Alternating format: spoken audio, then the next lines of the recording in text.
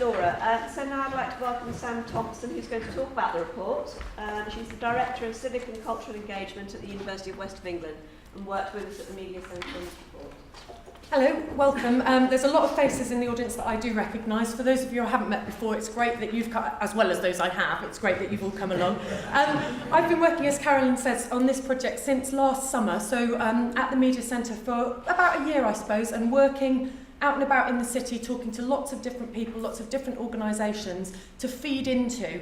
As Stephen said, the report came out of thinking around how the enterprise zone is going to both impact in the city, but also some of the issues that it raises around the city's focus on these sectors as the drivers of growth, the drivers of economic growth and the drivers of social inclusion over the next 25 years, which is the planning period for it. There's very well documented research and statistics that demonstrate that these sectors do not have good track records in diversity. And by diversity, I'm talking about kind of traditional diversity groups, low participation neighbourhoods. There's lots of statistics that exist around women in the workforce, around black and minority ethnic people, around disability. We're also talking about the kind of stats that HE collect, which are around low participation. And I'll talk about why that's really important as we get further on. In view of that, rather than creating something at the back of Temple Meads that's an amazing zone that has, as Stephen said, 19,000 new jobs, largely focused in the creative and digital sectors, and which people come in on the train to the lovely new station and go out again to other areas, how do we make sure that people in the city, young people, this report focuses on the issues around older people, I'll talk a bit about as well, but how do we make sure that people in areas of the city where there isn't a strong tradition of going into these areas for work, there isn't a strong tradition of knowing people who work in these sectors or having access to the kind of networks that exist, how do we actually make sure that they have access to these opportunities? And to be absolutely blunt, if we don't make sure that they have access to those opportunities, we are effectively complicit in saying that's fine. It doesn't matter if 90% of the population in that group can't access social opportunities or economic opportunities. That's okay, they can't access jobs. We need to address it. So this is a really big focus, I think, that the city needs to think about and clearly is doing through this work. As Stephen said, it was commissioned by the Employment, Enterprise and Inclusion team at Bristol City Council to focus on those questions. So the aims of it, I'm just going to click through and show you. There is a website, rather than spending ages and ages leafing through. No, that's not working. Bear with me a moment. Nino, I need your magic touch if that's okay. There is a website that's got all this detail on. I don't want to read through in minute detail. There's an awful lot of them and there's a broad range of. Oh, it's coming in from the left. Thank you. So we'll send out the link to this about the ELEBCIS report and... sorry, bear with me a moment. Perhaps I need some skills training as well. Let's have a look. Okay.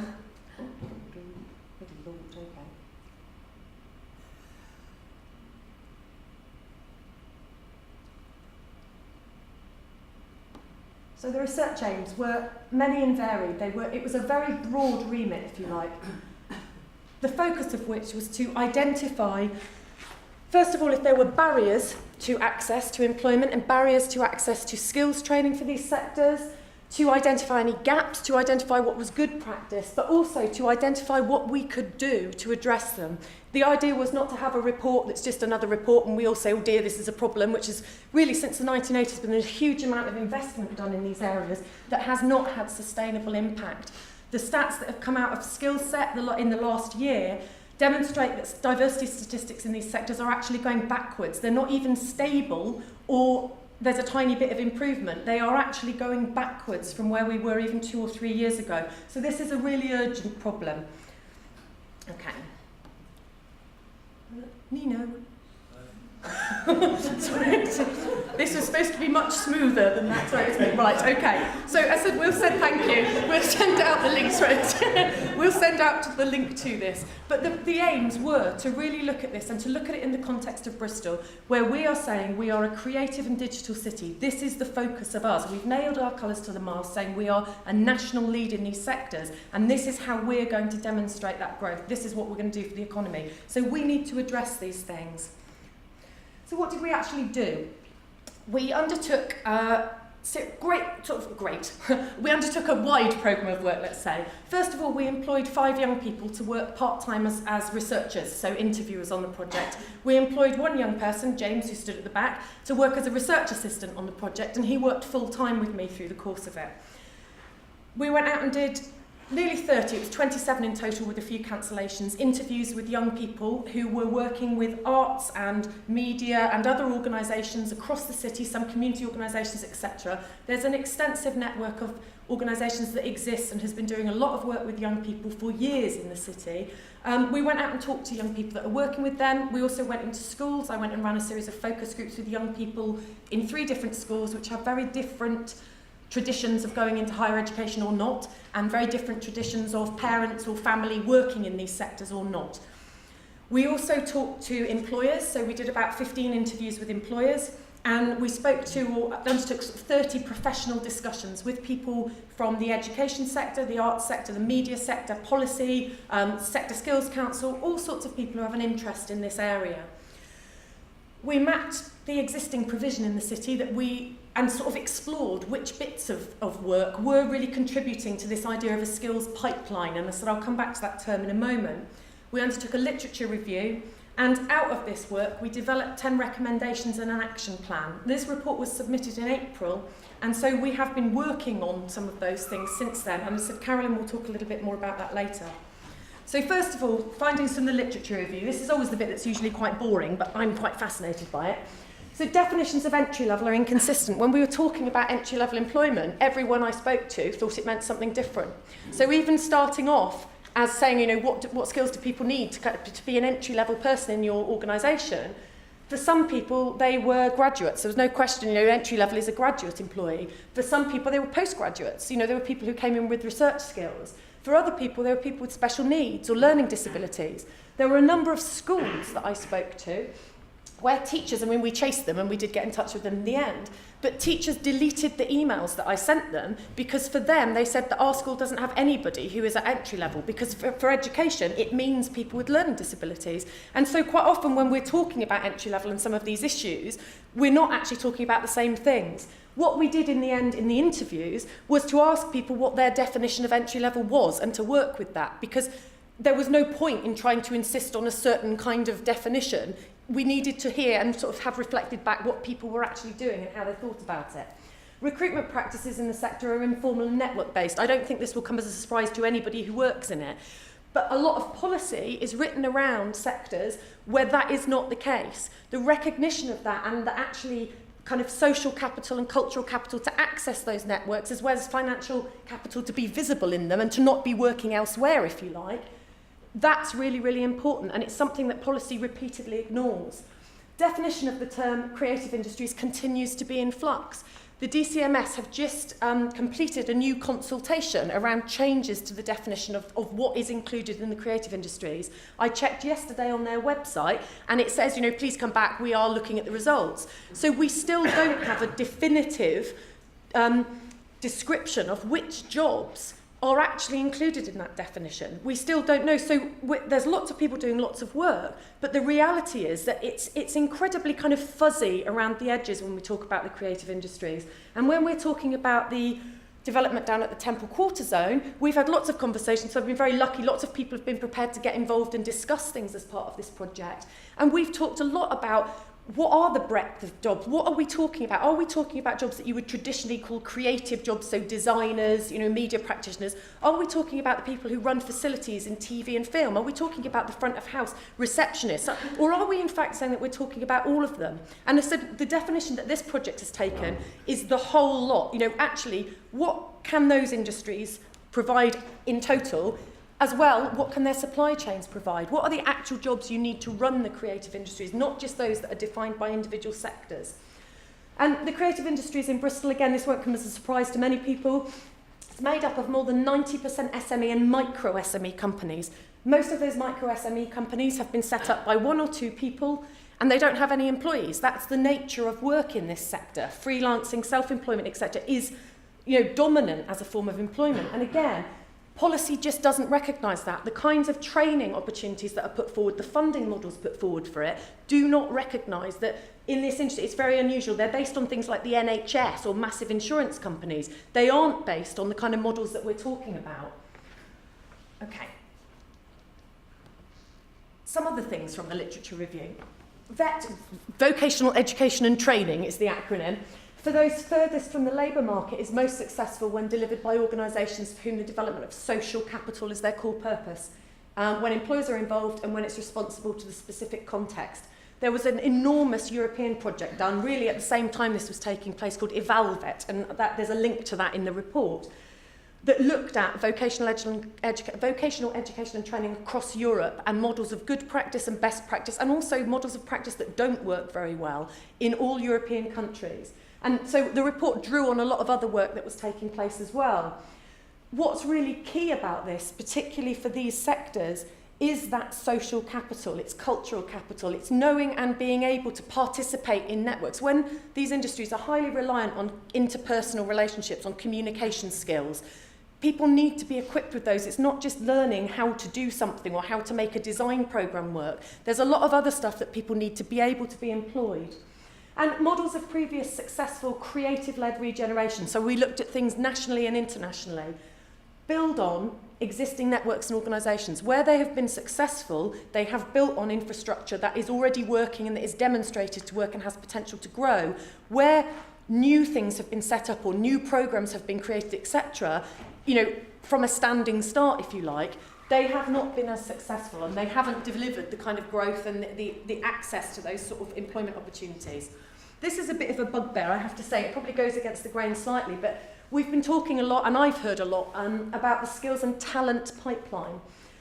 First of all, the appropriateness and the relevance of the pipeline metaphor. In these sectors, you know, the idea, you know, if you go in at the bottom and you channel through different levels and out you come at the top and in you go to the labour market, it simply isn't the case that it works like that. There are lots of entry and exit points. There are lots of different ways that people find their way into the labour force, as well as there being different levels of that. You know, you don't need to have a high level of qualification to work in certain industries. So the report again has an image from Universities UK, which demonstrates the percentage of employees in different subsectors of the creative and digital industries who have degrees and don't have degrees. And actually, there are large numbers in some sectors that don't have degree level qualifications. But those opportunities, and there's no transparency about routes into those things. It's not clear how young people move into those sectors. So the pipeline, so this, I can't remember her name, but I will remember it. It's one of the BBC, she was part of the BBC Trust, and was talking at a conference at the Royal College of Art about an idea of the word kaleidoscope of opportunities rather than pipeline in these sectors. I don't think kaleidoscope is quite right, but it's getting sort of nearer to perhaps the way that that might be characterised. And I said, anyone else, there's very much audience participation. If you've got any suggestions about what that might be, I've come up with nothing and we've come up with nothing new. But what this does demonstrate, this is part of one of the things when we were writing the report, these sectors have 3 sector skills councils, work with me here, the SSCs and 3 blocks. Creative and cultural skills, creative skill set and e-skills are all sector skills councils responsible for the areas of work that we're talking about. The jobs, as I said, this is my poor diagrams, but the idea of jobs and where things sit, actually they don't just exist in this kind of linear form where you do a certain set of things, you get a certain qualification and in you go to a job. The nature of recruitment and the nature of employment is much more complex than that. And really the point is that policy doesn't like this. What we have as existing policy at the moment finds it very difficult to deal with the nature of these sectors and the nature of recruitment, which is why a lot of the work that's been done, there's been huge amounts of work done trying to address issues around access and inclusion, trying to address fairness in access to the labour market. But at the moment, as I said, they've failed to have any lasting impact. Okay, this, again, policymakers continue to affirm, these are the sectors that we're going to be growing. This is where the future of our economy is. And this is what Bristol is saying very much. But the conditions and the way in which people actually get access, how do they learn to work in these sectors? And I'll come to the barriers that young people have been talking about in a moment. We mapped existing skills training provision of the city. It's a snapshot, and it will have changed even by now, because a lot of people involved in it are being charitably funded, publicly funded, they're stop-start projects, they're organised in different sorts of ways. So that will have changed even since the time we finished it. We tried to look at that ecology of different provision and say, actually, so what are these different organisations doing? And are they contributing? Because we kept hearing about the skills pipeline and this idea of kind of policy funding that, if you like. How have these got a relationship to that, or haven't they?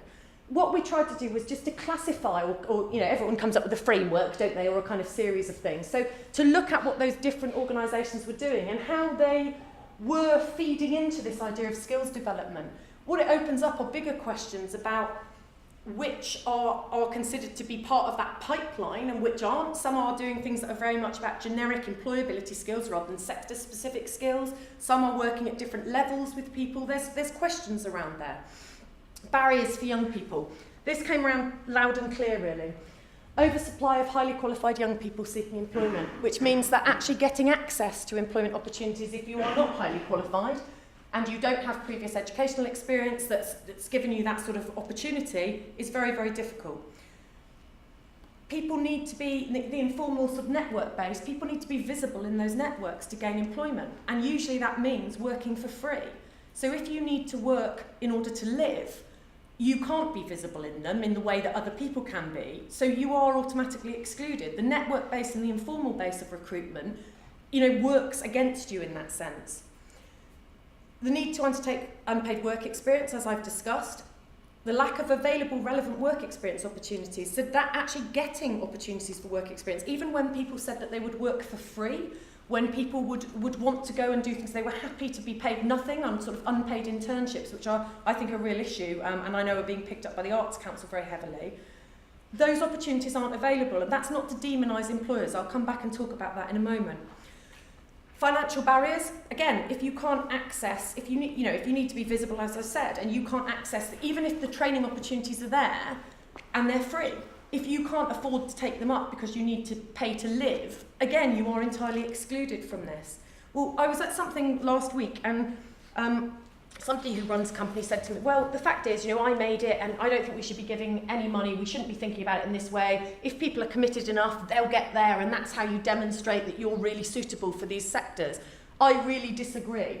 If people were all starting from the same starting point with the same financial, social, cultural capital, etc., then okay, that's a fair thing. If people are starting from very different points, it's completely unrealistic to suggest that that's a fair kind of way of moving into industries. We need to do something about it.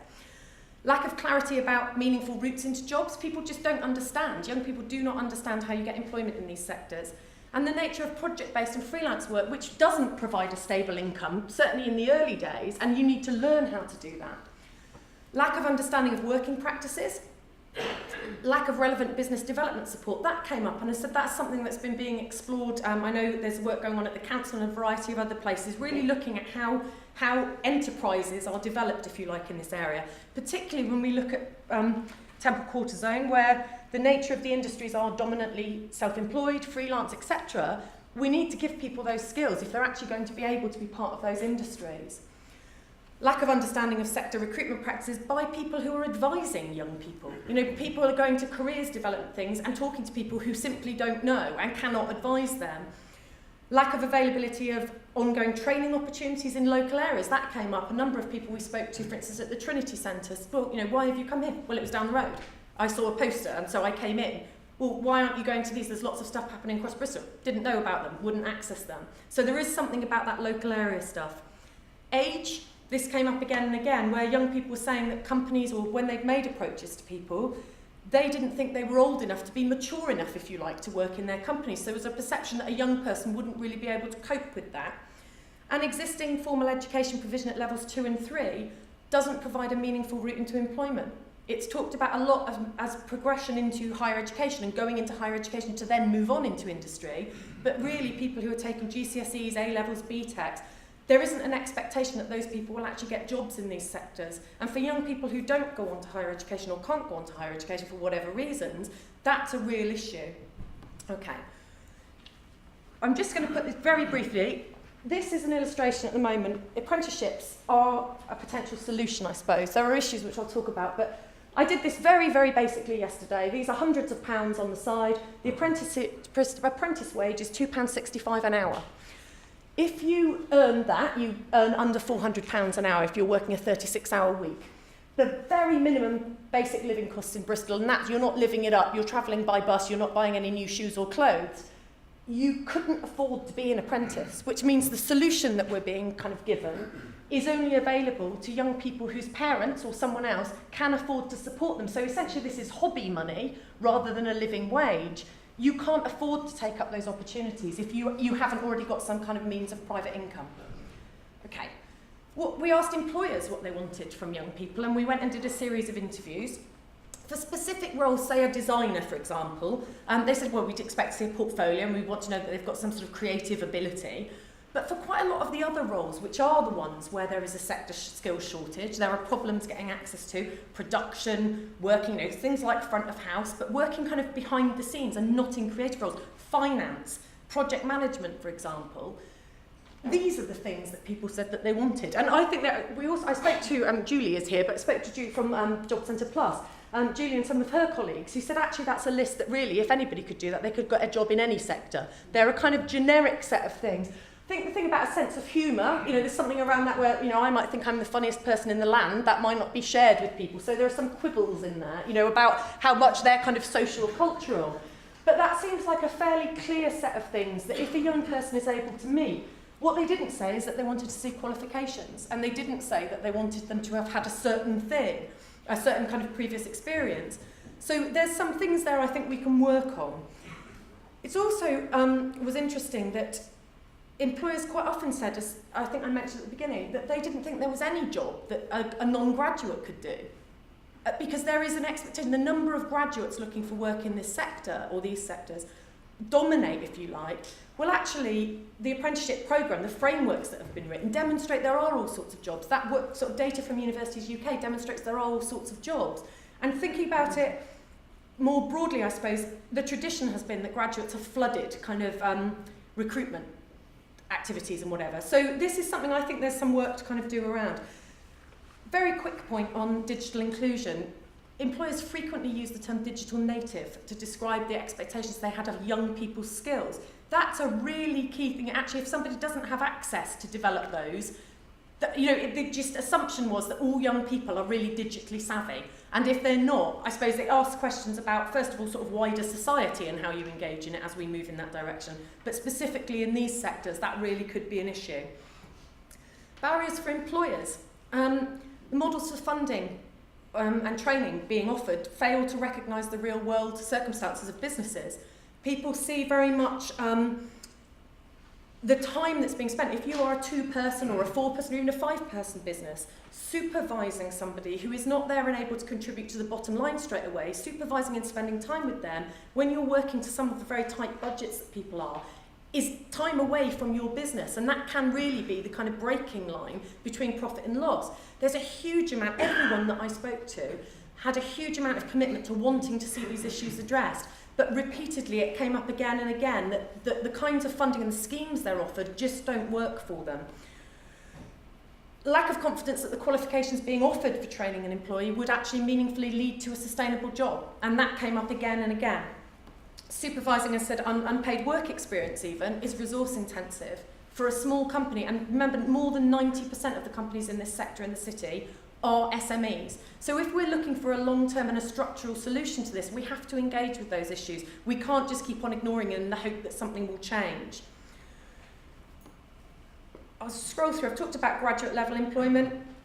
Some employers said that even if they had the full cost of an employee's salary paid, which is not the funding model that's being offered at all, they still wouldn't take somebody on without some acknowledgement of the time that it would take their staff to supervise. So I think this is something we really need to get to grips with. Also, what came up in terms of the unpaid internship model, 4 of the employers that I spoke to said that their businesses function purely on the basis that they use unpaid graduates to run their events and to run their projects with them, and that without those they would not actually be viable as a business. I think that's a really big kind of flag. So this is urgent. There are big questions about it. We've been looking at these issues for 20 years, and every year reports come out that say we're not doing very well, and we go, oh dear, and we move on and we wait for next year's report. It's not good enough, and certainly as a city, where we are saying this is what we do and this is what we're about, we have to address it. For employers, there are huge drivers. This isn't just about, I mean, obviously the social inclusion is really, really important, but it's not just about that.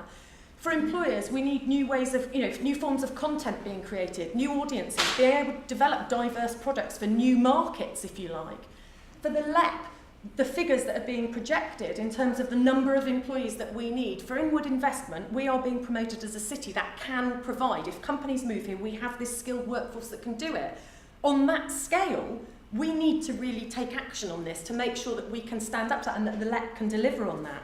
For the city, which wants to see all of its citizens, young people and older people, I'll come back to that in a moment, included, that this and the availability of employment brings huge impact to other agendas and across all sorts of other issues. This is really, really important for them. And for the young people who live here, it's crucial.